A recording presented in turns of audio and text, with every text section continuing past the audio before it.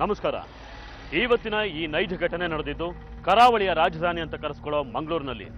ಮಂಗಳೂರು ಈಗ ಬೃಹತ್ ನಗರವಾಗಿ ಬೆಳೆದಿದೆ. ಮಂಗಳೂರು ಬೆಳೆದ ಹಾಗೆ ಅಲ್ಲಿಯ ಜನರ ಜೀವನ ಶೈಲಿನೂ ಬದಲಾಗ್ತಾ ಇದೆ. ಕಡಲ ತಡಿಯ ಊರು ಅಂತ ಕರೆಸಿಕೊಳ್ಳೋ ಮಂಗಳೂರು ಕೇವಲ ಅಲ್ಲಿಯ ಬೀಚು ಹಾಗೂ ಮೀನೂಟಕ್ಕೆ ಮಾತ್ರ ಪ್ರಸಿದ್ಧಿಯಾಗುವುದಿಲ್ಲ. ಅಲ್ಲಿಯ ಯುವಜನತೆ ಮಂಗಳೂರಲ್ಲಿ ಯಥೇಚ್ಛವಾಗಿ ಬೆಳ್ಕೊಂಡಿರೋ ಕ್ಲಬ್ಬು ಪಬ್ಗಳ ಸಂಸ್ಕೃತಿಗೆ ತಮ್ಮನ್ನ ತಾವು ಒಪ್ಪಿಸ್ಕೊಂಡ ಹಾಗೆ ಕಂಡುಬರ್ತಿದೆ. ಉತ್ತಮ ಶೈಕ್ಷಣಿಕ ಕೇಂದ್ರ ಅನ್ನಿಸ್ಕೊಂಡಿರೋ ಮಂಗಳೂರಲ್ಲಿ ಕಾಲೇಜಿಗೆ ಹೋಗೋ ಹುಡುಗಿಯರಿಗೇನು ಕೊರತೆ ಇಲ್ಲ. ಮಧ್ಯಮ ವರ್ಗದ ಜನರೇ ಹೆಚ್ಚಿರೋ ಮಂಗಳೂರಲ್ಲಿ ಇತ್ತೀಚೆಗೆ ನಡೆದ ಘಟನೆಯೊಂದು ಅಲ್ಲಿಯ ಯುವಜನತೆ ಯಾವ ಕಡೆ ವಾಲ್ತಾ ಇದೆ ಅನ್ನೋದನ್ನ ನಿಮಗೆ ಸೂಚ್ಯವಾಗಿ ಹೇಳುತ್ತೆ.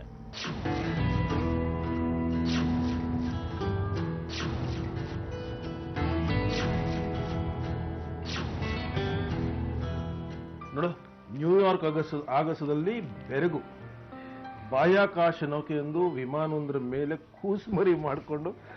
ಓಹೋ, ಮಿಸ್ ಮ್ಯಾಂಗಳೂರು ಬಂದ್ರು. ಸುಮ್ನಿರೆ. ಯಾಕಕ್ಕ, ಸ್ಕೂಲ್ಗೆ ಹೋಗಿದ್ದ ಇಲ್ಲ ಮೀನ್ ಮಾರಕ್ ಹೋಗಿದ್ದ? ಮುಖ ನೋಡು, ಒಣಗಿರೋ ಮೀನ್ ತರ ಮಾಡ್ಕೊಂಡಿದ್ಯಾ. ಸುಮ್ನಿದ್ಬಿಡು, ನನ್ ಸುದ್ದಿಗ್ ಬರ್ಬೇಡ ನೀನು. ಯಾಕೆ ಸ್ನೇಹ ಈ ತರ ಡಲ್ ಆಗಿದ್ಯಾ? ಏನಾಯ್ತು? ಏನಿಲ್ಲಪ್ಪ, ನಾನ್ ಸ್ವಲ್ಪ ರೆಸ್ಟ್ ತಗೊಬೇಕು. ಮಾತಾಡು ಸಾಕು, ಮೌನ ಬಿಸಾಕು. ಸುಮ್ನಿರೆ. ಏನಾಯ್ತು ಹೇಳೆ, ಮಾತಾಡೆ. ಸುಮ್ಮನೆ ಗೋಳಕೋಬೇಡ ಅವಳು, ಸುಮ್ಮನೆ. ಸ್ನೇಹ ಯಾಕಮ್ಮ, ಹುಷಾರಿಲ್ವೇನೆ? ಯಾಕೆ ಹೀಗಿದ್ಯಾ? ಏನಿಲ್ಲಮ್ಮ, ನಾನು ಹುಷಾರಾಗೇ ಇದ್ದೀನಿ. ಸರಿ, ಕೈಕಾಲು ತೊಳ್ಕೊಂಬ, ಹೋಗು, ತಿಂಡಿ ತಿನ್ನುವಂತೆ ಬಾ. ನನ್ಗೆ ಹಸ್ವಿಲ್ಲ, ನನಗೆ ತಿಂಡಿ ಬೇಡ. ತಿನ್ನೆ, ಪರವಾಗಿಲ್ಲ.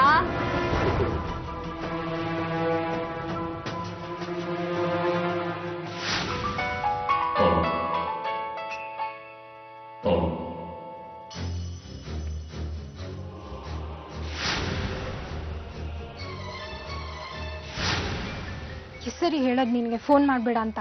ಪದೇ ಪದೇ ಈ ರೀತಿ ಫೋನ್ ಮಾಡ್ಬೇಡ ನನಗೆ. ನಾನು ಬರೋದಿಲ್ಲ ಅಂತ ಹೇಳದ್ನಲ್ಲ, ಏನ್ ಮಾಡ್ಕೋತೀಯ ಮಾಡ್ಕೊ ನೀನು.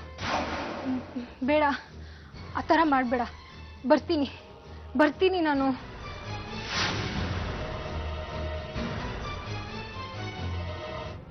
ಅದೇನ್ ಫ್ರೆಂಡ್ಸು. ಸರಿ, ಹೋದ್ರೇನು ಬೇಗ ಬಂದ್ಬಿಡು ಆಯ್ತಾ? ಸರಿಮ್ಮ, ಬರ್ತೀನಿ. ಅದೇನ್ ಮಾಡ್ತೀಯೋ ಏನೋ. ಅಲ್ಲ, 7th ಅಲ್ಲಿ ಇಡೀ ಸ್ಕೂಲ್ಗೆ ಟಾಪರ್ ಆಗಿದ್ದೋಳು ನೀನು. ಈಗ ಸದಾ ಕಾಲ ಮಂಕಾಗಿರ್ತೀಯ. ಯಾಕೆ ಹೀಗೆ ಅಂತ ನೋಡು. ನಾಳೆನೋ ನಾಳಿದ್ದು ರಿಸಲ್ಟ್ ಬರ್ತಾ ಇದೆ, SSLC ನಿಂದು. Very important.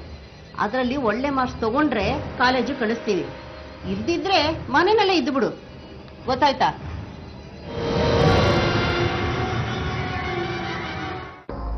ಮಕ್ಕಳನ್ನ ಎಷ್ಟು ಮುತುವರ್ಜಿಯಿಂದ ಸಾಕಿದ್ರೂ ಸಾಲಲ್ಲ. ಎಲ್ಲೋ ಒಂದ್ ಕಡೆ ಮಕ್ಕಳು ನಮ್ಮ ಕೈ ತಪ್ಪು ಹೋಗ್ತಿದ್ದಾರೆ ಅನ್ನೋ ಆತಂಕ ಪೋಷಕರಿಗಿರುತ್ತೆ. ತಂದೆ ತಾಯಿ ಎಷ್ಟೇ ಕೆಲಸದ ಒತ್ತಡದಲ್ಲಿದ್ರು ಮಕ್ಕಳ ಬಗ್ಗೆ ಮುತುವರ್ಜಿ ವಹಿಸಬೇಕಾಗುತ್ತೆ. ಇಲ್ಲದೆ ಹೋದ್ರೆ ಮಕ್ಕಳು ನಮ್ಮ ಕೈ ತಪ್ಪು ಹೋಗೋದು 100ಕ್ಕೆ 100ರಷ್ಟು ನಿಜ. ಇನ್ನು SLC ಓದ್ತಾ ಇರೋ ಹುಡುಗಿ ಮನೇಲಿ ಯಾವಾಗ್ಲೂ ಮಂಕಾಗಿರ್ತಾಳೆ. ಆಗಾಗ ಯಾವ್ದೋ ಫೋನ್ ಕಾಲ್ ಬರುತ್ತೆ. ತನ್ನ ನೋವನ್ನ ಯಾರ ಹತ್ರನೂ ಹೇಳ್ಕೊಳಲ್ಲ. ಮಗಳು ಯಾಕೆ ಹಾಗೆ ಮಾಡ್ತಿದ್ದಾಳೆ ಅನ್ನೋದನ್ನ ತಿಳ್ಕೊಳ್ಳೋದಕ್ಕೆ ಅವ್ರ ತಂದೆ ತಾಯಿ ಪ್ರಯತ್ನ ಪಡೋದಿಲ್ಲ. ಏಪ್ರಿಲ್ 2011 SSLC ಫಲಿತಾಂಶದ ದಿನ. ಸ್ನೇಹ, ಸ್ನೇಹ, ಇಲ್ಲಿ ಕೂತ್ಕೊಂಡು ಏನ್ ಮಾಡ್ತಿದ್ಯೆ? ನಿಂದು ರಿಜಿಸ್ಟರ್ ನಂಬರ್ ಕೊಡು. ಸುಮಾ ಹೋಗಿ ನೆಟ್ನಲ್ಲಿ ರಿಸಲ್ಟ್ ನೋಡ್ಕೊಂಬರ್ತಾಳಂತೆ. ಅಲ್ಲಮ್ಮ, ನನಗೆ ನನ್ನ ರಿಸಲ್ಟ್ ಬಗ್ಗೆ ಕ್ಯೂರಿಯಾಸಿಟಿ ಇಲ್ಲ. ಅವಳಿಗೇನಂತೆ ಅಂತದ್ದು? ನಿನಗಿರಲ್ಲ ಕ್ಯೂರಿಯಾಸಿಟಿ, ನಿನಗೆ ಯಾಕಿರತ್ತೆ ಹೇಳು? ಈ ನಡುವೆ ಅದೇನೋ ಯಾವಾಗ್ಲೂ ಮಂಕಾಗಿರ್ತೀಯ, ಅದೇನೋ ಯೋಚನೆ ಮಾಡ್ತಿರ್ತೀಯ, ಮಂಕ್ ಪಡೆದೋಳ್ ತರ ಇರ್ತೀಯ. ಏನ್ ಕತೆಯೋ ಏನೋ. ನೋಡಮ್ಮ, ಪದೇ ಪದೇ ನನಗೆ ನೀನು ಮಂಕು ಅಂತ ಹೇಳಿ ಪ್ರಾಣ ತಿನ್ಬೇಡ. ನಿನಗೆ ಬೇಕಾಗಿರೋದು ರಿಜಿಸ್ಟರ್ ನಂಬರ್ ತಾನೆ? ಅಲ್ಲಿ ಟೇಬಲ್ ಮೇಲೆ ಹಾಲ್ ಟಿಕೆಟ್ ಇದೆ, ಹೋಗಿ ನೋಡ್ಕೊ ಹೋಗು. ಅಲ್ಲ ಕಣೆ, ಯಾಕೆ ಹೆದರ್ತೀಯ? ನಮ್ಗಿರೋದು ಹೇಗಿದ್ರು ಮಕ್ಕಳು. ನೀವಿಬ್ರು ಚೆನ್ನಾಗಿ ಓದಿ ಚೆನ್ನಾಗಿರ್ಬೇಕು ಅಂತ ತಾನೆ ನಾವು ಆಸೆ ಪಡೋದು. ಅಲ್ಲ, ನೀನ್ ಚೆನ್ನಾಗಿ ಓದಿ ಒಳ್ಳೆ ಮಾರ್ಕ್ಸ್ ತಗೊಂಡ್ರೆ ನಿನ್ ಜೀವನ ತಾನೆ ಒಳ್ಳೇದಾಗೋದು. ಯಾಕೆ ಯಾವಾಗ್ಲೂ ಹಾಕ್ಸಿಡ್ತೀಯ? ನೀನ್ ಹೀಗೆಲ್ಲ ಆಡ್ತಿದ್ರೆ ನಾವು ಬೇಜಾರಾಗಲ್ವಮ್ಮ? ಸಾರಿಮ್ಮ, ಬೇಜಾರು ಮಾಡ್ಕೋಬೇಡ. ನಾನೇ ಹೋಗಿ ರಿಸಲ್ಟ್ ನೋಡ್ಕೊಂಡ್ ಬರ್ತೀನಿ. ಸರಿ, ಹೋಗ. ಅಕ್ಕ, ನಾನು ಬರ್ತೀನಿ ಕಣ. ಬಾ ಹೋಗೋಣ.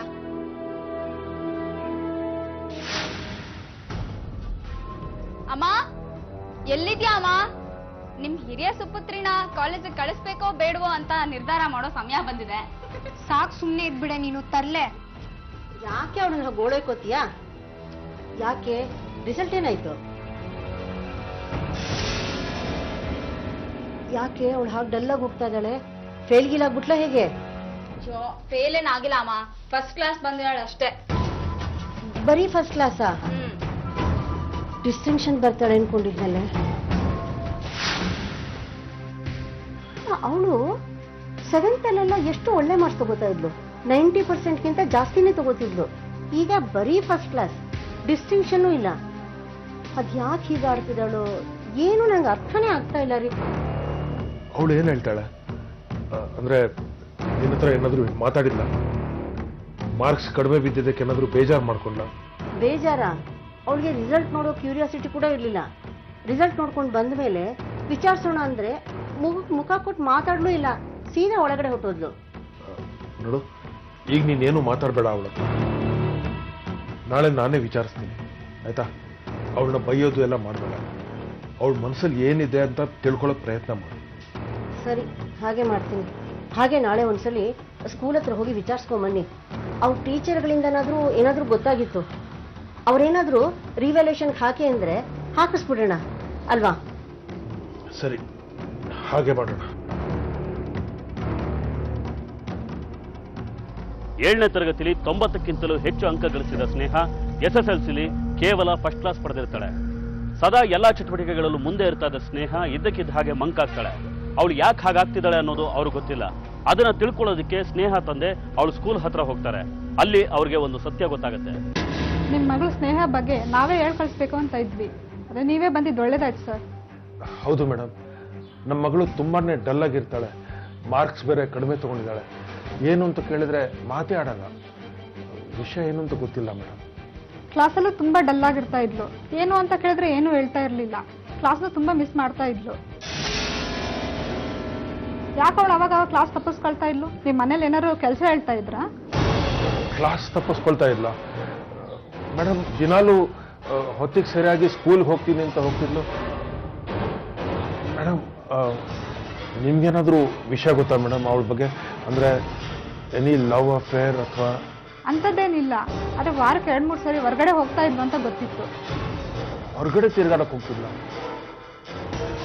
ಏನು ಸ್ಕೂಲ್ ತಪ್ಪಿಸ್ತಿದ್ಲಾ? ಅಲ್ಲ, ದಿನಾಗ್ಲೂ ಸ್ಕೂಲ್ಗೆ ಅಂತಲೇ ಹೋಗ್ತಿದ್ಲು. ಇರಿ, ಅವಳನ್ನೇ ಕರ್ ಕೇಳೋಣ. ಸ್ನೇಹ, ಸ್ನೇಹ, ಏನಮ್ಮ?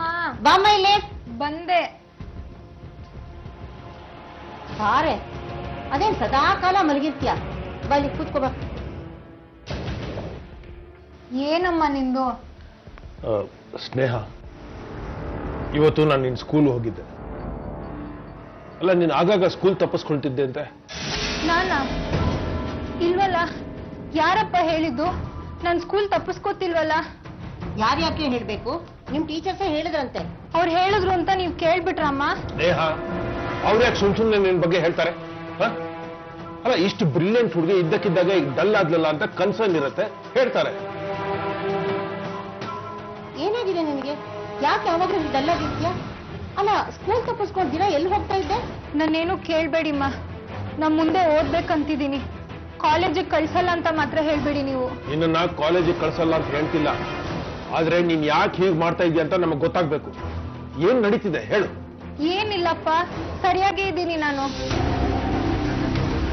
ಸರಿ ನೋಡಮ್ಮ, ನಿನ್ನ ಕಾಲೇಜಿಗೆ ಸೇರಿಸ್ತೀವಿ, ಆದ್ರೆ ನೀನು ಲವಲವಿಕೆಯಿಂದಿರ್ಬೇಕು, ಸರಿಯಾಗಿ ಓದ್ಬೇಕು, ಗೊತ್ತಾಯ್ತಾ?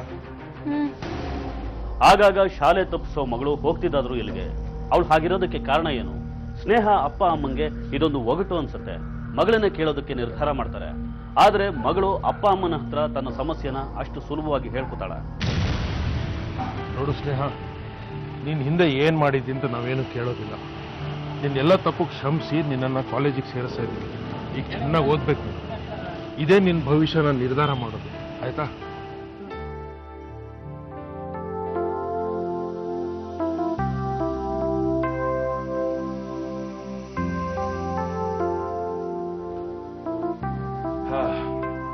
ಸ್ನೇಹ, ಈಗ ಕಾಲೇಜ್ ಸೇರಿದ್ದಾಯ್ತು. ಇನ್ಮುಂದೆ ನೀನು ಬೆಳಗ್ಗೆ ಹೊತ್ತು ಸ್ವಲ್ಪ ಆಟ ಆಡು, ಎಕ್ಸರ್ಸೈಸ್ ಮಾಡು, ಸುಮಾ ಜೊತೆ ಬ್ಯಾಡ್ಮಿಂಟನ್ ಆಡು. ಸ್ವಲ್ಪ ಲವಲವಿಕೆ ಬರುತ್ತೆ, ಅವಾಗ ಓದಿನ ಕಡೆ ಗಮನ ಕೊಡ್ಬೋದು. ಆಯ್ತಪ್ಪ, ಇನ್ಮೇಲಿಂದ ನಾನು ಲವಲವಿಕೆಯಿಂದ ಇರ್ತೀನಿ, ಚೆನ್ನಾಗಿ ಓದ್ತೀನಿ, ಕಾಲೇಜ್ಗೂ ಸರಿಯಾಗಿ ಹೋಗ್ತೀನಿ.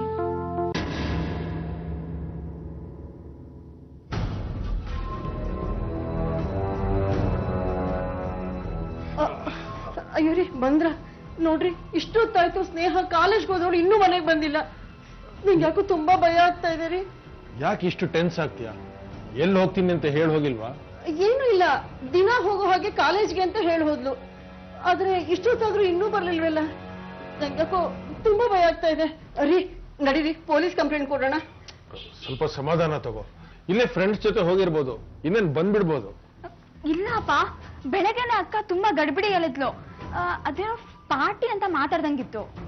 ಪಾರ್ಟಿನ? ಇವಳ್ದು ಯಾಕೋ ಅತಿ ಆಯ್ತು. ಬರ್ಲಿ ಅವಳು. ತುಂಬಾ ಹೊತ್ತಾಯ್ತು ರೀ, ಇನ್ನೂ ಬರ್ಲಿಲ್ಲ ಅಂದ್ರೆ?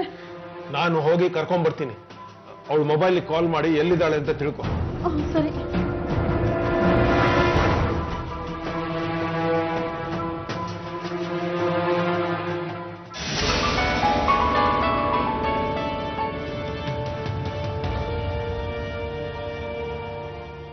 ಯಾರು?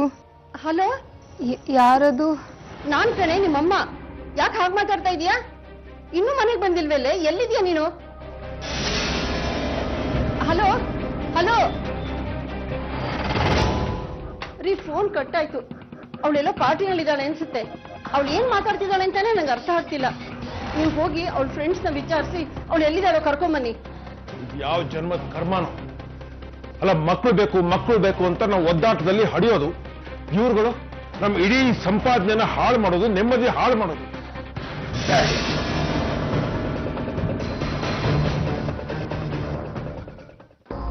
ಇದೆಲ್ಲ ಬೆಳವಣಿಗೆಗಳ ನಡುವೆ ಒಂದಿನ ಮನೆಯಿಂದ ಹೊರಟ ಸ್ನೇಹ ಕತ್ಲಾದರೂ ಮನೆಗೆ ಬರೋದಿಲ್ಲ. ಕಾಲ್ ಮಾಡಿದ ಅವ್ರ ಅಮ್ಮನಿಗೆ ಅವಳು ಯಾವುದೋ ಪಾರ್ಟಿಲಿದ್ದ ಹಾಗನ್ಸುತ್ತೆ. ಇನ್ನು ಈಗ ತಾನೇ PUC ಓದ್ತಾ ಇರೋ ಹುಡುಗಿ ಪಾರ್ಟಿ ಅಂತ ತಿರುಗೋದು ಮೆಟ್ರೋಪಾಲಿಟನ್ ಸಿಟಿಗಳಲ್ಲಿ ಸರ್ವೇ ಸಾಮಾನ್ಯ. ಅವುಗಳ ಗೊಡವೆ ನಮ್ಮ ಮಕ್ಕಳಿಗೆ ಬೇಡ ಅನ್ಕೊಂಡು ಮಹಾನಗರಗಳ ಜನ ತಮ್ಮ ಮಕ್ಕಳನ್ನ ಮಂಗಳೂರು, ಮಣಿಪಾಲ್, ಉಡುಪಿ ಹೀಗೆ ಉತ್ತಮ ಶಿಕ್ಷಣ ಸೌಲಭ್ಯ ಇರೋ ಕಡೆ ಕಳಿಸ್ತಾ ಇದ್ರು. ಈಗ ಮಂಗಳೂರು, ಮಣಿಪಾಲ್ಗಳು ಕೂಡ ಕ್ಲಬ್ಬು, ಪಬ್ಬು, ಪಾರ್ಟಿಗಳ ಪಾಲಾಗಿದೆ. ಇಲ್ಲಿಂದ ಅಲುಗ್ ಹೋದ ಮಕ್ಕಳಿಗೆ ಯಾವ ಲಂಗು ಲಗಾಮು ಇರೋದಿಲ್ಲ. ಅಪ್ಪ ಅಮ್ಮ ಎದುರಿಗಿಲ್ದೇ ಇರೋ ಮಕ್ಕಳು ದಾರಿ ತಪ್ಪೋದು ಸರ್ವೇ ಸಾಮಾನ್ಯ.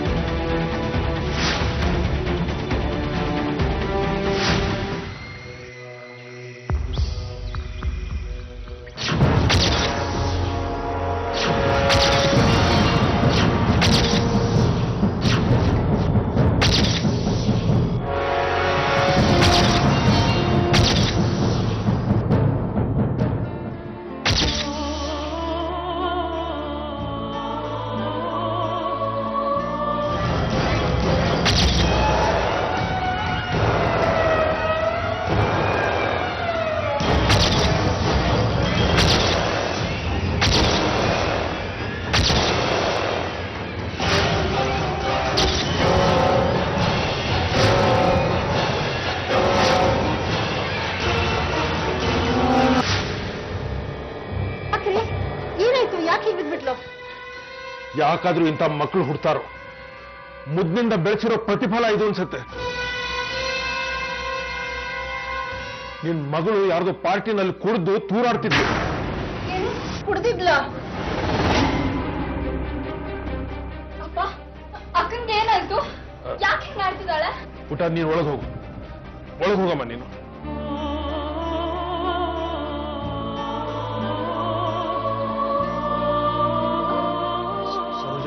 ಸ್ವಲ್ಪ ನೀರು ತಗೊಂಡ. ಸ್ನೇಹ, ನೀರು ಕುಡಿಯಮ್ಮ, ನೀರು ಕುಡಿ. ಸ್ನೇಹ ನೀರು ಕುಡಿ. ನೀರು ನೋಡಿ, ಸ್ವಲ್ಪ ಕಂಟಿನ್ಯೂ.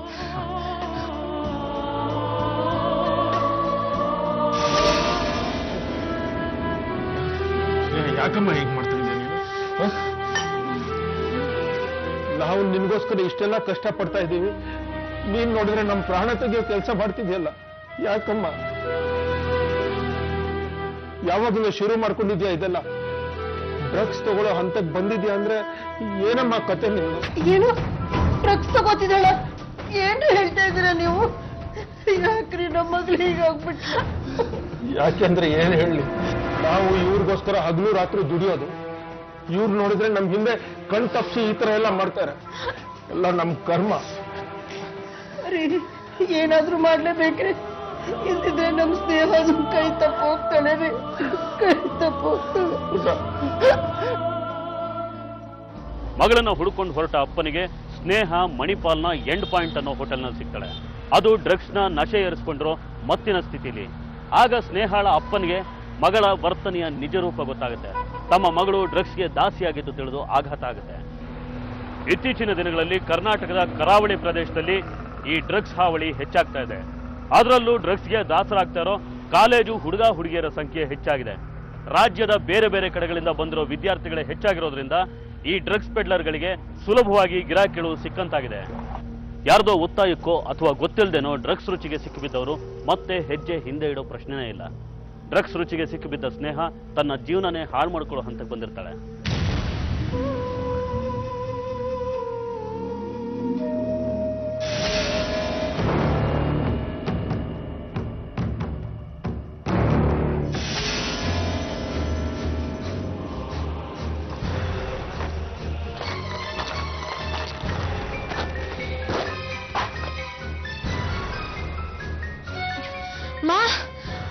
ಅಮ್ಮ, ಯಾಕೆ? ನಂಗೆ ಸ್ವಲ್ಪ ದುಡ್ಡು ಬೇಕು, ಕೊಡಮ್ಮ. ದುಡ್ಡ? ಯಾಕೆ ನಿಮ್ಗೆ? ನನಗ್ ಬೇಕು, ಕೊಡಮ್ಮ ದುಡ್ಡು. ಇಲ್ಲ, ಏನೂ ಇಲ್ಲ, ಹೋಗಿ ಸುಮ್ಮನೆ ಮಲ್ಕೊ ಹೋಗೋ.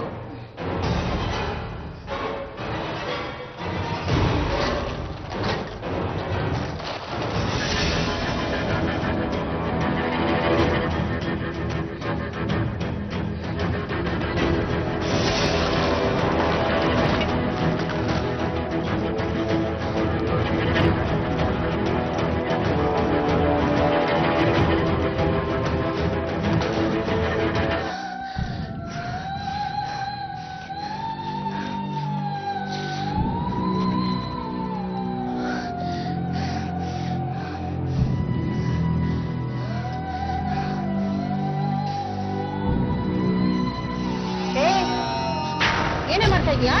ಏನಿಲ್ಲಮ್ಮ. ಏನದು? ಏನಿಲ್ಲ. ಏನಿದೆಲ್ಲ ಬಾಟ್ಲುಗಳು? ಅದೇನದು ನಿನ್ ಕೈನಲ್ಲಿ? ಏನಿಲ್ಲ. ಎಲ್ಲಿ ತೋರ್ಸು. ಏನಿಲ್ಲಮ್ಮ. ತೋರ್ಸು. ಬಿಡುವ. ಏನಿಲ್ಲಮ್ಮ. ಏನಿದು? ಏನ್ ಮಾಡ್ತಾ ಇದೀಯ ನೀನು? ನಿನ್ ಬಾರ್ ಹಾಳು ಮಾಡ್ಕೋತಾ ಇದೀಯ ಕಣೆ. ಎಷ್ಟು ದಿವಸದಿಂದ ಹೇಳ್ತಾ ಇದೀನಿ ನಿನಗೆ, ಇವೆಲ್ಲ ಮಾಡಬೇಡ, ಒಳ್ಳೇದಲ್ಲ, ಹಾಳಾಗಿ ಹೋಗ್ತೀಯ ಅಂತ. ಯಾಕೆ ನೀನ್ ಕೇಳ್ತಾ ಇಲ್ಲ?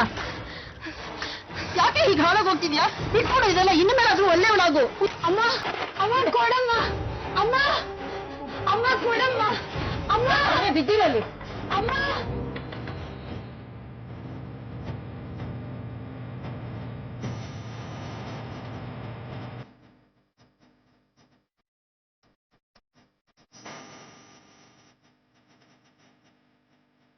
ಮಾದಕ ವಸ್ತುವಿನ ಚಟ ಅಂಟಿಸಿಕೊಂಡವ್ರನ್ನ ಆ ಚಟದಿಂದ ಮುಕ್ತಗೊಳಿಸೋದಕ್ಕೆ ಹಲವಾರು ಡಿ ಅಡಿಕ್ಷನ್ ಕೇಂದ್ರಗಳಿದೆ. ಬೆಂಗಳೂರಿನ ನಿಮಾನ್ಸ್ನಲ್ಲಿರೋ ಒಂದು ಡಿ ಅಡಿಕ್ಷನ್ ಕೇಂದ್ರಕ್ಕೆ ಸ್ನೇಹನ ಸೇರಿಸಲಾಗುತ್ತೆ. ಯಾವ ಮಾದಕ ವಸ್ತುವಿನ ಚಟಕ್ಕೆ ಬಿದ್ದಿದ್ದಾರೆ ಅನ್ನೋದ್ರ ಮೇಲೆ ಅಲ್ಲಿ ಚಿಕಿತ್ಸೆನ ನಿರ್ಧರಿಸಲಾಗುತ್ತೆ. ಇಲ್ಲಿ ಕೇವಲ ಔಷಧಿಗಳಿಂದ ಮಾತ್ರ ಅಲ್ಲ, ಆಪ್ತ ಸಮಾಲೋಚನೆ ಮೂಲಕ ಈ ಚಟದಿಂದ ಹಂತ ಹಂತವಾಗಿ ಮುಕ್ತವಾಗುವ ಧೈರ್ಯವನ್ನ ಅವರಲ್ಲಿ ತುಂಬಲಾಗುತ್ತೆ. ಗೊತ್ತಿದ್ದೋ ಗೊತ್ತಿಲ್ಲದೇನೋ ಈ ಚಟಕ್ಕೆ ದಾಸರಾದವರು ಇಂಥ ಕೇಂದ್ರಗಳ ಚಿಕಿತ್ಸೆಯಿಂದ ಚಟಮುಕ್ತರಾಗ್ತಾರೆ. ಇಂಥ ಒಂದು ಕೇಂದ್ರಕ್ಕೆ ಸ್ನೇಹನ ಸೇರಿಸಲಾಗುತ್ತೆ. ಇನ್ನು PUC ಓದ್ತಾ ಇರೋ ಹುಡುಗಿ ಈ ಚಟಕ್ಕೆ ಬಿದ್ದಿದ್ದಾದ್ರೂ ಹೇಗೆ? ಅದರ ಹಿನ್ನೆಲೆ ಆದ್ರೂ ಏನು?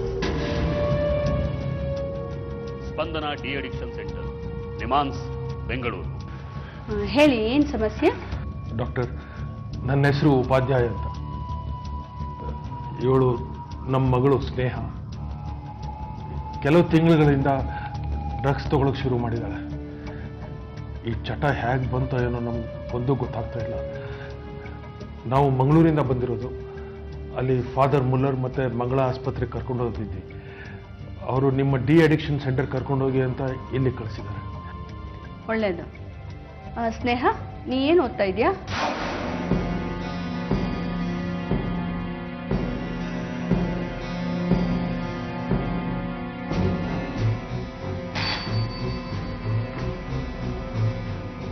ನರ್ಸ್, ಇವಳನ್ನ ಸ್ವಲ್ಪ ಆಚೆ ಕೂರಿಸ್ಕೊಂಡು ಮಾತಾಡ್ತಾ ಇರಿ. ಅವ್ರ ಪೇರೆಂಟ್ಸ್ ಹತ್ರ ಮಾತಾಡಬೇಕು.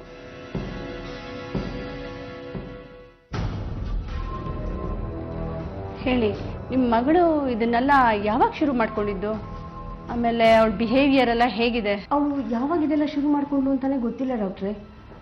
ಈಗ 1 ವರ್ಷದಿಂದ ತುಂಬ ಡಲ್ಲಾಗಿರ್ತಾಳೆ. ಹೈಸ್ಕೂಲ್ ಡೇಸಿಂದ ಅಂದರೂ ಅಡ್ಡಿ ಇಲ್ಲ. ಅವಳು ದೊಡ್ಡೋಳಾಗ್ತಿರೋದ್ರಿಂದ ಹೀಗೆಲ್ಲ ಆಗ್ತಿದೆ ಅಂತ ನಾನು ಅಂದ್ಕೊಂಡಿದ್ದೆ. ಆದರೆ ಇತ್ತೀಚೆಗೆ ಗೊತ್ತಾಯಿತು ಅವಳು ಡ್ರಗ್ಸ್ ತಗೋತಿದ್ದಾಳೆ ಅಂತ. ಆ ಡ್ರಗ್ಸ್ನ ಪರಿಣಾಮ ಅವಳ ನಡವಳಿಕೆ ಮೇಲೆ ಆಗ್ತಿದೆ ಅನ್ನೋದು ಈಗ ತಿಳಿಯಿತು. ಕೆಲವು ವಾರಗಳಿಂದ ಮನೆಯಿಂದ ಹೊರಟವಳು ರಾತ್ರಿ ಎಷ್ಟೊತ್ತಾದರೂ ಬರಲಿಲ್ಲ. ನಮಗೆ ಗಾಬರಿಯಾಗಿ ಎಲ್ಲ ಕಡೆ ಹುಡುಕಿದ್ವಿ. ಕೊನೆಯಲ್ಲಿ ನೋಡಿದ್ರೆ ಯಾರ್ದೋ ಸ್ನೇಹಿತರ ಜೊತೆಯಲ್ಲಿ ಡ್ರಗ್ಸ್ ತಗೊಂಡು ಬಿದ್ದಿದ್ದು. ಆಗಲೇ ನಮಗೆ ಗೊತ್ತಾಗಿದ್ದು ನಮ್ಮ ಮಗಳು ದಾರಿ ತಪ್ಪಿದ್ದಾಳೆ. ಸಾಮಾನ್ಯವಾಗಿ ಈ ಡ್ರಗ್ಸ್ ತಗೊಳ್ಳೋರು ಮನೆಯವ್ರಿಗೆ ಗೊತ್ತಾಗದೇ ಇರೋ ರೀತಿನಲ್ಲಿ ತಗೊಳ್ತಾರೆ. ಆಮೇಲೆ ಅವರಿಗೆ ಚಟ ಜಾಸ್ತಿ ಆಗುತ್ತೆ. ಬರ್ತಾ ಬರ್ತಾ ಡ್ರಗ್ಸ್ನ ಜಾಸ್ತಿ ತಗೊಳಕ್ಕೆ ಶುರು ಮಾಡ್ತಾರೆ. ಆಗ ಇಂಥ ಘಟನೆಗಳೆಲ್ಲ ನಡೆಯುತ್ತೆ. ಇಂಥ ಘಟನೆಗಳು ನಡೆದಾಗ ಮನೆಯವರಿಗೆ ಗೊತ್ತಾಗುತ್ತೆ. ನನ್ನ ಮಗಳು ತುಂಬ ಬ್ರಿಲಿಯಂಟ್ ಆಗಿದ್ದು ಡಾಕ್ಟರ್. ಈ ಡ್ರಗ್ಸ್ ಅವಳ ಜೀವನನೇ ತಿಂದು ಹಾಕ್ತಾ ಇದೆ. ಇನ್ನು ಮುಂದೆ ಅವಳ ಜೀವನ ಏನಾಗುತ್ತೋ ನಮ್ಗೇನು ತೋಚ್ತಾ ಇಲ್ಲ ಡಾಕ್ಟರ್. ಸಮಾಧಾನ ಮಾಡ್ಕೊಳ್ಳಿ. ನೀವಿಲ್ಲಿ ಬಂದಿದ್ದೀರಲ್ಲ, ಎಲ್ಲ ಸರಿ ಹೋಗುತ್ತೆ. ಅವಳ ಜೀವನನ ಸರಿ ಮಾಡೋ ಜವಾಬ್ದಾರಿ ನಂದು. ನೀವು ಅವಳನ್ನ ಇಲ್ಲೇ ಅಡ್ಮಿಟ್ ಮಾಡಬೇಕಾಗತ್ತೆ. ವಾರಕ್ಕೊಂದ್ಸಲಿ ಬೇಕಾದ್ರೆ ಬಂದು ನೋಡ್ಕೊಂಡು ಹೋಗ್ಬೋದು. ಅವಳು ಈ ಚಟ್ಟಿಂದ ಆಚೆ ಬಂದಿದ್ದಾಳೆ ಅನ್ನಿಸ್ದಾಗ ನೀವು ಅವಳನ್ನ ಕರ್ಕೊಂಡು ಹೋಗ್ಬೋದು. ಡಾಕ್ಟರ್, ಅವಳು ಇಲ್ಲಿ ಎಷ್ಟು ದಿನ ಇರಬೇಕು ಡಾಕ್ಟರ್? ಮೊದಲ ಥರ ಆಗ್ತಾಳಲ್ವಾ? ಆಗ್ತಾಳೆ ಅಂತ ಭರವಸೆ ಇಟ್ಕೊಳ್ಳಿ. ಇಷ್ಟು ಬೇಗ ಅನ್ನೋದು ಅವ್ರವ್ರ ಇಂಡಿವಿಜುವಲ್ ವಿಲ್ ಪವರ್ ಮೇಲೆ ಹೋಗುತ್ತೆ. Doctor, she is A very brave girl. ಬಹಳ ಧೈರ್ಯವಂತೆ. ಏನು ಟ್ರೀಟ್ಮೆಂಟ್ ಬೇಕಾದರೂ ಕೊಡಿ. ಅವಳು ಮೊದಲ ಥರ ಆದ್ರೆ ಅಷ್ಟೇ ಸಾಕು ಡಾಕ್ಟರ್, ಪ್ಲೀಸ್. ಓಕೆ, ಅಡ್ಮಿಟ್ ಮಾಡ್ತೀನಿ. ನೀವು, ನಾನು ಟ್ರೀಟ್ಮೆಂಟ್ ಶುರು ಮಾಡ್ತೀನಿ. Okay okay. Yes doctor.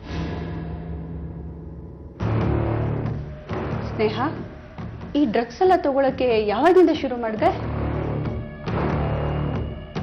ಯಾವ ಡ್ರಗ್ಸ್ ತಗೊಳ್ತಾ ಇದೀಯಾ? ನೋಡು ಸ್ನೇಹ, ನೀನು ಮಾತಾಡಬೇಕು. ಈ ಚಟ ನೀನು ಇಡೀ ಜೀವನನ ಹಾಳು ಮಾಡತ್ತೆ. ಈ ಚಟದಿಂದ ಆಚೆ ಬರೋಕ್ಕೆ ನಿನ್ಗಿದು ಒಳ್ಳೆ ಸಮಯ.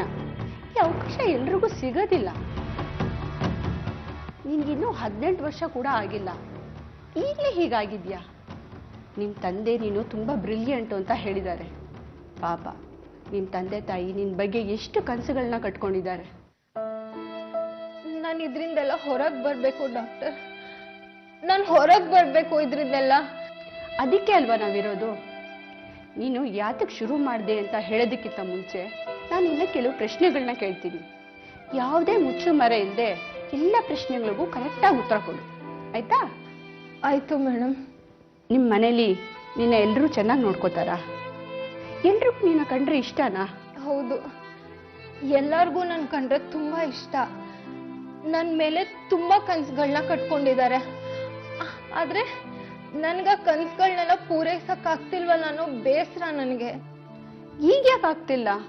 ನೀ ತುಂಬ ಬ್ರಿಲಿಯಂಟ್ ಅಲ್ವಾ? 7th ಸ್ಟ್ಯಾಂಡರ್ಡಲ್ಲಿ ಇಡೀ ಸ್ಕೂಲ್ಗೆ ಫಸ್ಟ್ ಬಂದಿದ್ಯಾ. ಈಗ ಯಾಕೆ ಓದ್ನಲ್ಲೆಲ್ಲ ಹಿಂದೆ ಬಿದ್ಬಿಟ್ಟೆ? ಅದೇನೋ ಗೊತ್ತಿಲ್ಲ ಮೇಡಮ್. ಇತ್ತೀಚೆಗೆ ನನಗೆ ಕಾನ್ಸಂಟ್ರೇಷನ್ನೇ ಇರೋದಿಲ್ಲ. ನೀನು ಡ್ರಗ್ಸ್ ತಗೊಳ್ಳೋದು ಹೆಚ್ಚಾಗ್ತಾ ಹೋದ್ರೆ ಇದೆಲ್ಲ ಸರ್ವೇ ಸಾಮಾನ್ಯ. ಕೊನೆಗೆ ನೀನೇನು ಮಾಡ್ತಾ ಇದೆಯಾ ಅಂತ ನಿಂಗೆ ಗೊತ್ತಾಗೋದಿಲ್ಲ. ಅದು ಸರಿ, ಡ್ರಗ್ಸ್ನ ನೀನು ಯಾರ ಜೊತೆ ತಗೊಳ್ತೀಯಾ? ಇದನ್ನೆಲ್ಲ ಹೇಗೆ ಶುರು ಮಾಡಿದೆ? ನಾನು ಇದನ್ನೆಲ್ಲ ನನ್ನ ಖುಷಿಗೆ ಅಂತ ಮಾಡಲಿಲ್ಲ. ಹೀಗೆ 3 ವರ್ಷದ ಹಿಂದೆ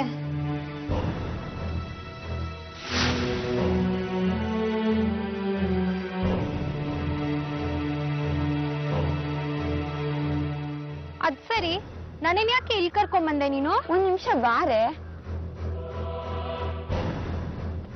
ಇಲ್ಲಿ ಯಾಕೆ ಕರ್ಕೊಂಬಂದೆ? ಅದು ಇವ್ರ ಹತ್ರ. ಯಾವಾಗ ನೋಡಿದ್ರು ಕ್ಲಾಸಿಗೆ ಚಕ್ಕರ್ ಹಾಕ್ಬಿಟ್ಟು ಇಲ್ಲೇ ಬಿದ್ದಿರ್ತಾರೆ. ಏಯ್, ಎಲ್ಲ ನಿಂತರ ಗುಗ್ಗುಗಳು ಅನ್ಕೊಂಡಿದ್ಯಾ? ನಾವ್ ನೋಡಿರೋ ಪ್ರಪಂಚ ನೀನ್ ಒಂದ್ಸಲಿ ನೋಡಿದ್ರೆ ಮತ್ತೆ ವಾಪಸ್ಸೇ ಬರಲ್ಲ. ಏನು, ನಾನ್ ನೋಡಿಲ್ದಿರೋ ಅಂತ ಪ್ರಪಂಚನ? ಏನ್ ಸ್ವರ್ಗನ ಅದು? ಸ್ವರ್ಗನೇ ಕಣೆ. ನೀನ್ ತರ ಎಲ್ರು ಪುಸ್ತಕದ ಹುಳುಗಳು ಅನ್ಕೊಂಡಿದ್ಯಾ? ನಾವೆಲ್ಲ ಎಷ್ಟು ಮಜಾ ಮಾಡ್ತೀವಿ ಗೊತ್ತಾ? ನೀನ್ ಅದೇನು ಉದ್ಧಾರ ಮಾಡ್ತೀಯೋ ಓದಿ.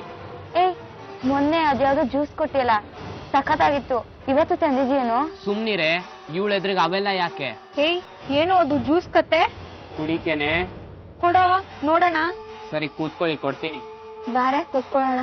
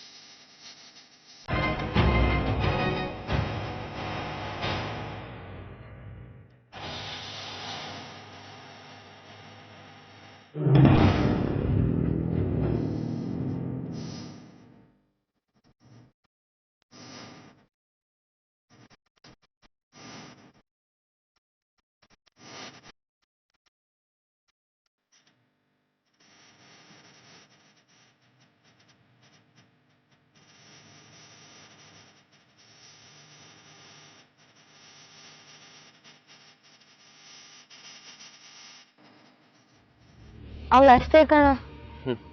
ಮತ್ತೆ ಇದನ್ನೇನ್ ಸಾಮಾನ್ಯ ಅನ್ಕೊಂಡಿದ್ಯಾ?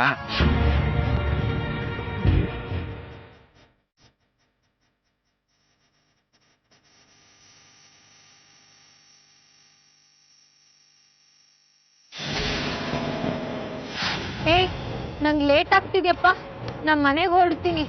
ನಿಮ್ ಸಾವಾಸ ಸರಿಗಿಲ್ಲ. ಸ್ನೇಹ, ಇನ್ನು ಪಾರ್ಟಿನೇ ಶುರು ಆಗ್ಲಿಲ್ಲ, ಆಗ್ಲೇ ಹೊರಡ್ತೀನಿ ಅಂತೆಲ್ಲ. ಪಾರ್ಟಿ ಮುಗಿಸ್ಕೊಂಡು ಹೋಗು. ಇಲ್ಲಪ್ಪ, ನಮ್ಮ ಮನೆಯಲ್ಲಿ ಅಮ್ಮಂಗೆ ಏನಾರ ಗೊತ್ತಾದ್ರೆ ಬೈತಾಳಷ್ಟೇ. ನೆನೆ ನಾನು ಅದು ಹೆಂಗ್ ಮನೆಗೆ ಹೋದ್ನೋ ಏನೋ ನನಗೆ ಗೊತ್ತಿಲ್ಲ. ಮತ್ತೆ ಇವತ್ತು ಅದೇ ತರ ಆದ್ರೆ ಅಷ್ಟೇ ಕತೆ. ಹಾಗೇನು ಆಗಲ್ಲ, ಸುಮ್ನೆ ಇರೆ. ನಿನ್ನ ಮನೆಗ್ ನಾನೇ ಬಿಟ್ಟು ಬರ್ತೀನಿ, ಆಯ್ತಾ? ಬೇಡಪ್ಪ, ನಾನು ಹೊರಡ್ತೀನಿ. ಯಾಕೆ? ನೆನ್ನೆ ನೀನ್ ಆಡಿದ ಮಂಗದಾಟದ ಫೋಟೋಸ್ನ ಫೇಸ್ಬುಕ್ ಹಾಕ್ಲಾ?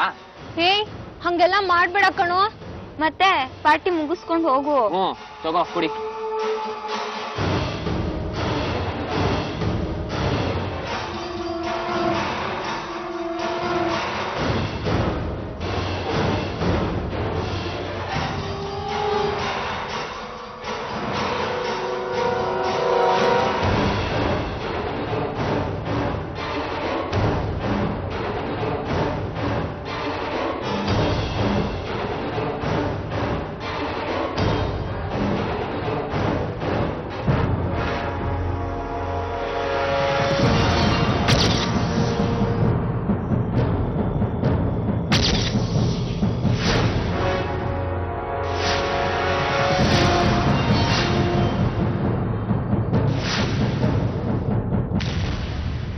ಅವತ್ತಿಂದ ರೆಗ್ಯುಲರ್ ಆಗಿ ಶಾಲೆ ತಪ್ಪಿಸಿ ಪಾರ್ಟಿಗಳಿಗೆ ಹೋಗಕ್ ಶುರು ಮಾಡಿದೆ.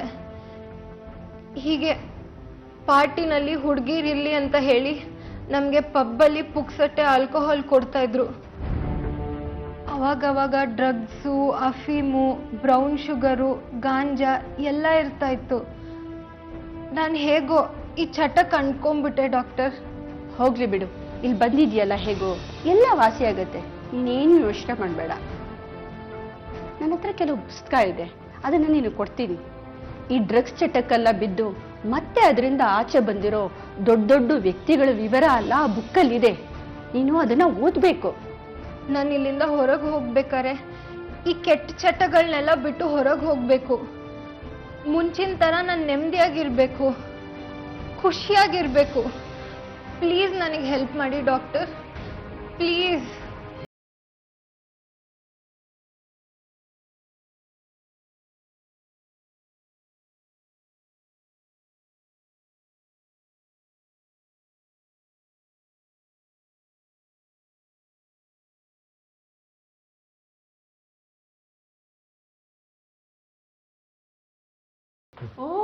ಸ್ನೇಹ ಅಪ್ಪ ಅಮ್ಮ ಎಲ್ಲ ಬಂದ್ಬಿಟ್ಟಿದ್ದಾರೆ.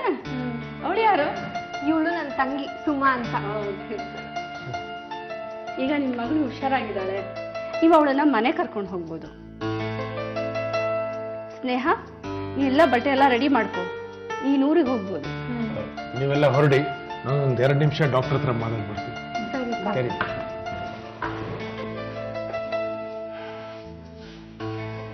Thank you very much doctor. ಈಗ ನನ್ನ ಮಗಳು ಸಂಪೂರ್ಣವಾಗಿ ಗುಣವಾಗಿದ್ದಾಳೆ ಅನ್ಸುತ್ತೆ.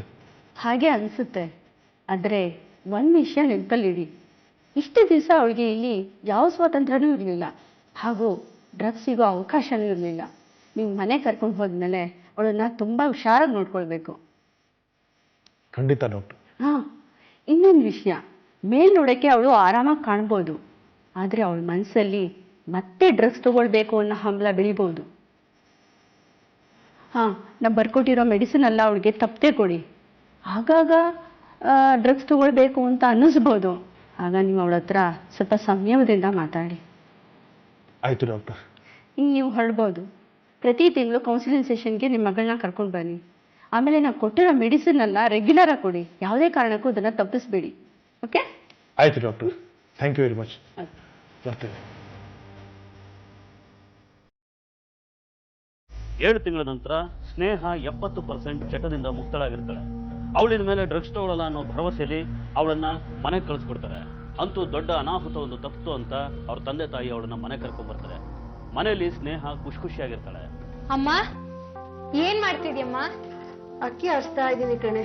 ಅಮ್ಮ, ಇವತ್ ನಾನೇ ಅಡ್ಗೆ ಮಾಡ್ತೀನಿ. ಆಯ್ತು ಕಣೆ, ನೀನೇ ಅಡಿಗೆ ಮಾಡು. ನನಗೂನು ನಿನ್ ಕೈ ರುಚಿ ನೋಡಿ ತುಂಬಾ ದಿನ ಆಗಿದೆ. ನೋಡ್ತಾ ಇರು ನನ್ ಕೈ ರುಚಿ ಹೇಗಿರುತ್ತೆ ಅಂತ. ತುಂಬಾ ಸಂತೋಷ ಕಣೆ. ನೀನ್ ಎಲ್ಲಾ ಚಟಗಳನ್ನು ಬಿಟ್ಬಿಟ್ಟಿಯಲ್ಲ, ನನಗಷ್ಟೇ ಸಾಕು. ದೇವ್ರು ನಿನ್ನನ್ನು ಈ ರೀತಿ ಮಾಡಿದಾರಲ್ಲ. ಅಮ್ಮ, ಹಳೇದನ್ನೆಲ್ಲ ಮರ್ತ್ಬಿಡು. ನಾನು ಇನ್ಮೇಲಿಂದ ಖುಷಿಯಾಗಿರ್ತೀನಿ. ಮತ್ತೆ ಕಾಲೇಜಿಗೆ ಸೇರ್ತೀನಿ, ಚೆನ್ನಾಗಿ ಓದ್ತೀನಿ. ನೋಡ್ತಾ ಇರು, ನಿನ್ ಮಗಳು ಅಂದ್ರೆ ನಿನ್ಗೆ ಹೆಮ್ಮೆ ಅನ್ನಿಸ್ಬೇಕು. ತುಂಬಾ ಸಂತೋಷ ಕಣೆ. ನಿನ್ ಖುಷಿನೇ ನಮ್ ಖುಷಿ ಅಲ್ವಾ? ಅಮ್ಮ, ಸುಮ ಎಲ್ಲೋದ್ಲಮ್ಮ? ಸ್ಕೂಲಿಂದ ಇನ್ನೂ ಬಂದಿಲ್ವಾ? ಇನ್ಮೇಲೆ ಸುಮನ್ ಜವಾಬ್ದಾರಿ ಎಲ್ಲ ನಾನೇ ತಗೊಂತೀನಿ. ನೋಡ್ತಾ ಇರು ಅವಳನ್ನ ಹೆಂಗ್ ಓದಿಸ್ತೀನಿ ಅಂತ. ಅಪ್ಪಂಗೆ ಗಂಡ್ ಮಕ್ಳಿಲ್ಲ ಅನ್ನೋ ಕೊರತೆನೆ ಮರ್ತ್ ಬಿಡ್ಬೇಕು. ತುಂಬಾ ಖುಷಿ ಆಗ್ತಿದೆ ಕಣೆ. ಒಟ್ಟಲ್ಲಿ ನಿನ್ನ ಚಟಗಳೆಲ್ಲ ಬಿಟ್ಬಿಟ್ಟು ನೀನ್ ಬದಲಾವಣೆ ಆದಿಯಲ್ಲ, ಅಷ್ಟೇ ಸಾಕು ನನಗೆ. ನೋಡು, ಇನ್ಮೇಲೆ ನಿನ್ನ ಯಾವ ಸಮಸ್ಯೆಗಳನ್ನು ನನ್ನ ಹತ್ರ ಮುಚ್ಚಿಡ್ಬೇಡ, ಆಯ್ತಾ? ಆಯ್ತಮ್ಮ, ಇನ್ ಮುಂದೆ ನೀನು ತಲೆ ಕೆಡ್ಸ್ಕೋಬೇಡ. ನನ್ ಮುಂಚಿನ ತರ ಖುಷಿಯಾಗಿರ್ತೀನಿ. ಇನ್ಮೇಲಿಂದ ಈ ತಪ್ಪು ಮಾಡಲ್ಲಮ್ಮ. ಆಯ್ತು ಮಗಳ, ದೇವ್ರು ನಿಂಗೆ ಒಳ್ಳೇದ್ ಮಾಡ್ಲಿ. 2 ತಿಂಗಳ ನಂತರ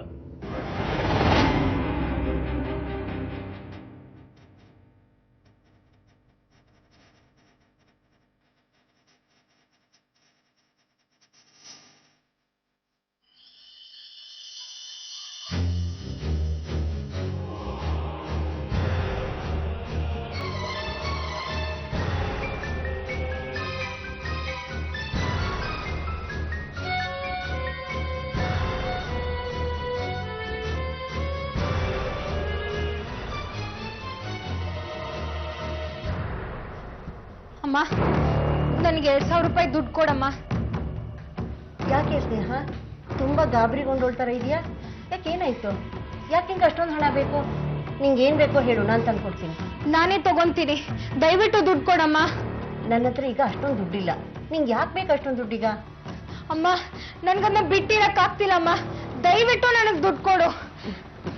ನೋಡು, ಇಷ್ಟು ದಿವಸ ಎಲ್ಲ ಮರೆತು ಚೆನ್ನಾಗಿದ್ದೆ ತಾನೆ, ಈಗ ಯಾಕೆ ಮತ್ತೆ ಅದರಿಂದ ಹೋಗ್ತಿದ್ಯಾ? ಅಮ್ಮ, ದಯವಿಟ್ಟು ದುಡ್ಡು ಕೊಡಮ್ಮ. ಕೊಡಲ್ಲ ಅಂದ್ರೆ ಕೊಡಲ್ಲ ಕಣೆ. ಮತ್ತೆ ನಿನ್ನ ಹಳೆ ಚಾಳಿಗೆ ಬೀಳೋದು ನನಗೆ ಇಷ್ಟ ಇಲ್ಲ. ಎದ್ದೋಗೊಳಗೆ.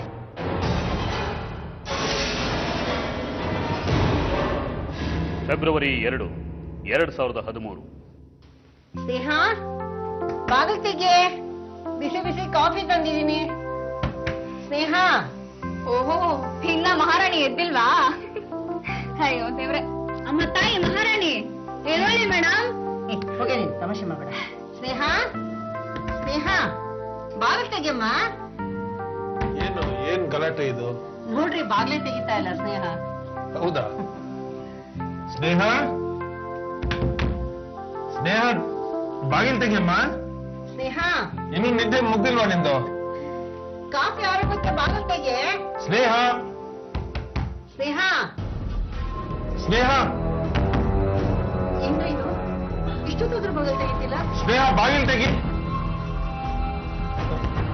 ಸ್ನೇಹ ಅಕ್ಕ ಸ್ನೇಹ ಅಕ್ಕ ಬಾಗ್ಲು ತೆಗೆ. ಸ್ನೇಹ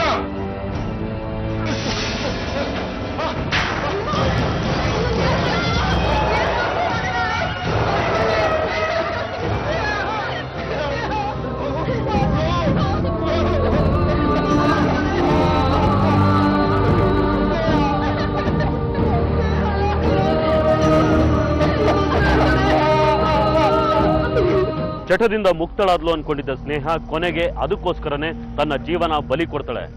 ಡ್ರಗ್ಸ್ ಅನ್ನೋ ರಾಕ್ಷಸನ ಹಿಡಿತದಿಂದ ತಪ್ಪಿಸ್ಕೊಳ್ಳೋದಕ್ಕೆ ಆಕೆಗೆ ಕೊನೆಗೂ ಸಾಧ್ಯ ಆಗೋದಿಲ್ಲ. ಮಂಗಳೂರಲ್ಲಿ ನಡೆದ ಈ ಘಟನೆ ತಂದೆ ತಾಯಂದಿರು ತಮ್ಮ ಮಕ್ಕಳ ಬಗ್ಗೆ ಹೆಚ್ಚಿನ ಮುತುವರ್ಜಿ ವಹಿಸೋ ಹಾಗೆ ಮಾಡಿದೆ.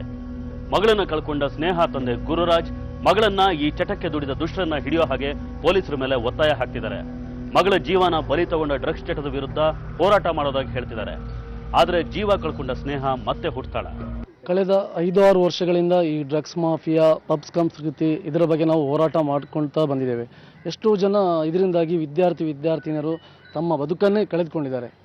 ಆದರೆ ಇವತ್ತು ಇದಕ್ಕೆ ಉದಾಹರಣೆಯಾಗಿ ಒಬ್ಬ ಸ್ನೇಹ ಎಂಬ ಒಂದು ಪ್ರಥಮ ವರ್ಷದ PUC ವಿದ್ಯಾರ್ಥಿನಿ ಇವತ್ತು ಸುಸೈಡ್ ಮಾಡಿಕೊಂಡು ಈ ಡ್ರಗ್ಸಿನ ಚಟದಿಂದಾಗಿ ಆತ್ಮಹತ್ಯೆ ಮಾಡಿಕೊಂಡಿದ್ದಾಳೆ.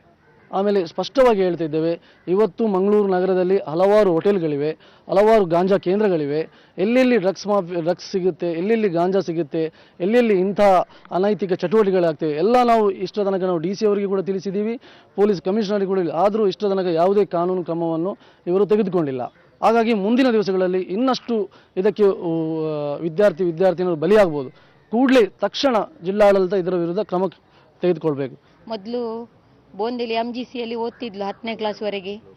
ಅಲ್ಲಿ ಅವಳಿಗೆ ನಿಮ್ಮ ಪಾನ್ ಪರಾಗ್ ಮದ್ದು ಅದರದೆಲ್ಲ ಬ್ಯಾಡ್ ಹ್ಯಾಬಿಟ್ಸ್ಗಳು ಇತ್ತು. ಅದು ನನಗೆ ಗೊತ್ತಾಗಲಿಲ್ಲ. ಆಮೇಲೆ SLC ಮುಗಿದ ಮೇಲೆ ಅಷ್ಟರವರೆಗೆ ಅವಳು ಇಂಟೆಲಿಜೆಂಟ್ ಆಗಿದ್ಲು. SLC ಮುಗಿದ ಮೇಲೆ ನಾನು ಶಾರದಾ ವಿದ್ಯಾಲಯಕ್ಕೆ ಹಾಕಿದ್ದು. ಅದಕ್ಕೆ ಅವಳು ಶಾಲೆಗೆ ಅಂತೇಳಿ ಗೇಟ್ನವರೆಗೆ ಹೋಗಿ ಶಾಲೆಗೆ ಹೋಗದೆ ಎಲ್ಲೆಲ್ಲಿ ತಿರುಗಾಡಿಕೊಂಡು ಅವಳ ಫ್ರೆಂಡ್ಸ್ನವರೊಟ್ಟಿಗೆ ಪಬ್ಬು ಬಾರು ಎಲ್ಲ ಸುತ್ತಾಡಿಕೊಂಡು ಬರ್ತಿದ್ಲು. ಅದು ನಮಗೆ ನವೆಂಬರ್ ತಿಂಗಳಲ್ಲಿ ಗೊತ್ತಾಯಿತು. ನವೆಂಬರ್ ತಿಂಗಳಲ್ಲಿ ಗೊತ್ತಾಗುವಾಗ ಗೊತ್ತಾದ ಟೈಮ್ನಲ್ಲಿ ಅವಳು ಗೋಲ್ಡ್ ಪಿಂಚಿನಲ್ಲಿ ಇದ್ಲು. ಗೋಲ್ಡ್ ಪಿಂಚಿನಿಂದ ಬಂದು ಮನೆಯಲ್ಲಿದ್ಲು. ಆಮೇಲೆ ಮಂಗಳಕ್ಕೆ ಅಡ್ಮಿಟ್ ಮಾಡಿದ್ವು ನಾವು, ಅವಳದ್ದು ಡ್ರಗ್ಸ್ ಎಲ್ಲ ಇದು ಮಾಡಬೇಕಂತೇಳಿ. ಜನವರಿ ತಿಂಗಳಲ್ಲಿ ಅವಳು ಮಣಿಪಾಲದ DJಯಲ್ಲಿ ಇದ್ಲು, DJಗೆ ಹೋಗಿದ್ಲು. ಅಲ್ಲಿಂದ ನನಗೆ ಏನು ಮಾಡಬೇಕಂತೇಳಿ ಗೊತ್ತಾಗದೆ ಇವಳು ಎಲ್ಲಿ ಹೋಗಿದ್ದಾಳೆ ಏನು ಕತೆ ಅಂತ ಗೊತ್ತಾಗೋದಕ್ಕೆ ನಾನು ಬಜರಂಗ ದಳದವರದ್ದು ಇವರದೆಲ್ಲ ಸಹಾಯ ಯಾಚಿಸಿದೆ. ಅವರು ನನಗೆ ಬೇಕಾದಷ್ಟು ಸಹಾಯ ಮಾಡಿದ್ದಾರೆ. ಅವರು ಹೋಗಿ ಮಣಿಪಾಲದಿಂದ ಕರ್ಕೊಂಡು ಬಂದಿದ್ದಾರೆ ಅವಳನ್ನು. ಆದರೆ ಅವಳಿಗೆ ಮೇಯ್ನ್ ಬೇಕಾದದ್ದೇ ಪಬ್ಬು ಬಾರು ಮತ್ತು ನಿಮ್ಮದು ಡ್ರಗ್ಸ್ಗಳು. ಅವಳಿಗೆ ಬೇರೆ ಯಾವುದರಲ್ಲಿ ಸಹ ಆಸಕ್ತಿ ಇರಲಿಲ್ಲ ಸರ್. ರೀಸನ್ ನನಗೆ 1,500 ರೂಪಾಯಿ ಕೊಡಿ, ನಾನು ಹೊರಗೆ ಹೋಗಿ ಬರ್ತೇನೆ, ನಿಮಗೆ ಈ ತಿಂಗಳ ಎಂಡಿಗೆ ಕೊಡ್ತೇನೆ ಅಂತ. ಕೊಡುವುದಿಲ್ಲ ಹೇಳಿದ್ದಕ್ಕೆ 9 ಗಂಟೆ ಆಗುವಾಗ ಚಿಲ್ಕ ಹಾಕಿ ಮನೆಯೊಳಗೆ ಬೆಡ್ರೂಮ್ನಲ್ಲಿ ಮಲಗಿದ್ಲು. ಬಾಗಿಲು ಹೇಗೆ ನಾನು ನನ್ನ ಸಣ್ಣ ಮಗಳು ಇದು ಬಡಿದ್ರೆ ಸಹ ಅವಳು ತೆಗೀಲೇ ಇಲ್ಲ. ನಾನಿನ್ನು ನಾಳೆ ಬೆಳಿಗ್ಗೆ ಆಗುವಾಗ ಸರಿ ಆಗ್ತಾಳೆ ಅಂತ ಹೇಳಿಬಿಟ್ಟೆ. ಇದರ ಮುಂಚೆ ಸಹ ಅವಳು ತುಂಬ ಸತಿ ಮಾಡಿದ್ದಾಳೆ. ಇದರ ಮುಂಚೆ ಅಂತ ಹೇಳಿದರೆ ಈ ಲಾಸ್ಟ್ ಮಂತ್ ಜನವರಿ 11ಗೆ ಒಂದು ಸತಿ ಅವಳ ತಂದೆ ಇದೆ BP ಟ್ಯಾಬ್ಲೆಟ್ ಎಲ್ಲ ತಗೊಂಡು ಏಜೆಗೆ ಅಡ್ಮಿಟ್ ಮಾಡಿದ್ದೇನೆ. 3 ದಿವಸ ICUನಲ್ಲಿ ಇದ್ಲು. ಹಾಗೆ ಇನ್ನು ಇವತ್ತು